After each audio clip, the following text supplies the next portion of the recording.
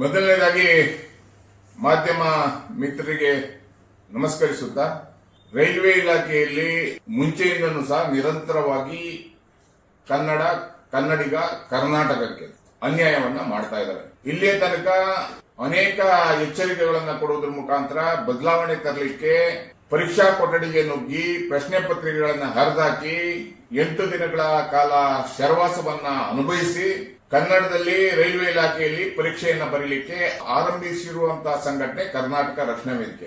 ಆದರೂ ಸಹ ಇವತ್ತು ಸಹ ರೈಲ್ವೆ ಇಲಾಖೆಯಲ್ಲಿ ಅನೇಕ ಮುಂಬಡ್ತಿಯನ್ನ ಪಡಿಲಿಕ್ಕೆ ಪರೀಕ್ಷೆಯನ್ನ ಮಾಡ್ತಾ ಇದ್ದಾರೆ. ಕ್ಲರ್ಕ್ಗಳಿಗೆ ಮಾಡ್ತಾ ಇದ್ದಾರೆ, ಮತ್ತೆ ಮೆಕ್ಯಾನಿಕಲ್ ಗಳಿಗೆ ಪರೀಕ್ಷೆಯನ್ನ ಮಾಡ್ತಾ ಇದ್ದಾರೆ. ಅನೇಕ ರೀತಿಯ ಉನ್ನತ ಶ್ರೇಣಿಗಳ ಹುದ್ದೆಗಳಿಗೆ ಪ್ರಮೋಷನ್ಗಾಗಿ ಪರೀಕ್ಷೆಯನ್ನ ಹಿಂದಿ ಮತ್ತೆ ಇಂಗ್ಲಿಷ್ ಭಾಷೆಯಲ್ಲಿ ರೈಲ್ವೆ ಇಲಾಖೆ ಪರೀಕ್ಷೆ ನಡೆಸ್ತಾ ಇದೆ. ಹಿಂದೆನೂ 2 ಬಾರಿ ಎಚ್ಚರಿಕೆಯನ್ನು ಕೊಟ್ಟಿದ್ದಾಗಿದೆ.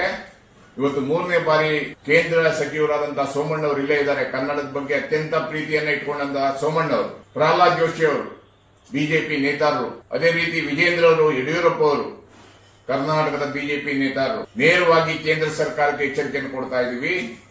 ಏನಾದ್ರೂ ಪರೀಕ್ಷೆಯನ್ನ ನಡೆಸಿದ್ದೇ ಆದ್ರೆ ಅಥವಾ ಅದನ್ನ ತಯಾರಿಯನ್ನ ಈ ಕೂಡಲೇ ಕೈ ಬಿಟ್ಟಿಲ್ಲ ಅಂತ ಆದ್ರೆ ಕರ್ನಾಟಕ ರಕ್ಷಣಾ ವೇದಿಕೆ ನೈಋತ್ಯ ರೈಲ್ವೆ ವಲಯಕ್ಕೆ ಮುತ್ತಿಗೆ ಹಾಕುವುದರ ಮುಖಾಂತರ ರಾಜ್ಯದಲ್ಲಿರುವಂತಹ ಎಲ್ಲಾ ರೈಲ್ವೆ ಸ್ಟೇಷನ್ಗಳ ಮೇಲೆ ದಾಳಿಯನ್ನ ಮಾಡಬೇಕಾಗತ್ತೆ ಅನ್ನುವಂತ ಎಚ್ಚರಿಕೆಯನ್ನು ಕೊಡ್ತಾ ಇದ್ದೀವಿ. ನಮ್ಮ ಕನ್ನಡಿಗರ ತಾಳ್ಮೆಗೂ ಒಂದು ಮಿತಿ ಇದೆ. ಈ ಕೂಡಲೇ ಮಾನ್ಯ ಸಿದ್ದರಾಮಯ್ಯನವರು ಮಧ್ಯಪ್ರವೇಶ ಮಾಡಬೇಕು. ಪ್ರಹ್ಲಾದ್ ಜೋಶಿ ಅವರು ಪದೇ ಮಾನ್ಯ ಸೋಮಣ್ಣವರೇ, ನಿಮ್ಮ ಇಲಾಖೆಯಲ್ಲಿ ಪದೇ ಕನ್ನಡವನ್ನ ನಿರ್ಲಕ್ಷ್ಯ ಮಾಡೋದ್ರ ಮುಖಾಂತರ, ಕನ್ನಡಿಗರನ್ನ ನಿರ್ಲಕ್ಷ್ಯ ಮಾಡೋದ್ರ ಮುಖಾಂತರ ಕರ್ನಾಟಕವನ್ನ ನಿರ್ಲಕ್ಷ್ಯ ಮಾಡ್ತಾ ಇದ್ದೀರಾ. ಕನ್ನಡದಲ್ಲಿ ಪರೀಕ್ಷೆಯನ್ನ ತರಬೇಕು. ಹಿಂದಿ ಇಂಗ್ಲಿಷ್ ಮಾತ್ರ ಅಲ್ಲ, ರಾಷ್ಟ್ರೀಯ ಭಾಷೆ ಕನ್ನಡನೂ ಸಹ ರಾಷ್ಟ್ರೀಯ ಭಾಷೆ.